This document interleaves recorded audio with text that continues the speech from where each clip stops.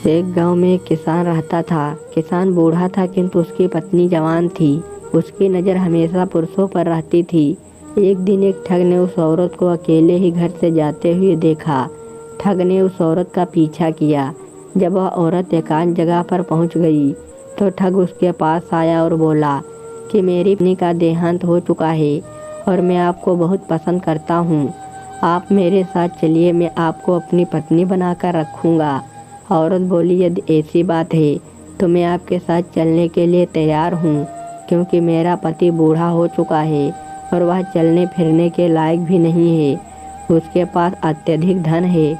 मैं उस धन को ले आती हूँ जिससे हमारा आगे का जीवन आसानी से व्यतीत होगा।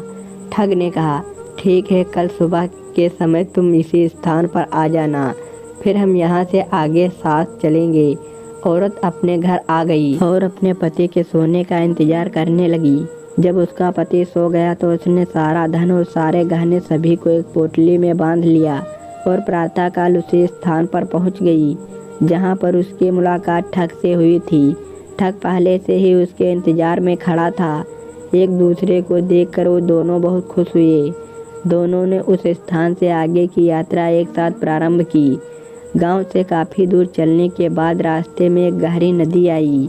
ठग ने सोचा कि यदि मैं इस औरत को अपने साथ ले जाऊंगा तो अवश्य इसे कोई ढूंढता हुआ मेरे पीछे आ जाएगा और मैं संकट में पड़ जाऊंगा। अतः मैं किसी न किसी तरह इसके धन को हड़प कर इसे अपना पीछा छुड़ा लूं। यह सोचकर ठग बोला कि नदी बहुत गहरी है, मैं तुम्हें और सामान को एक साथ लेकर नदी पार नहीं कर पाऊंगा, तो मैं पहले सामान को उस ओर ले जाता हूँ, फिर तुम्हें अपनी पीठ पर बैठाकर नदी पार करवा दूंगा। औरत ने उसकी बात मानकर धन की पोटली ठग को दे दी। ठग बोला, तुम्हारे गहने और भारी वस्त्र भी मुझे दे दो ताकि अगली बार नदी पार करने में आसानी होगी।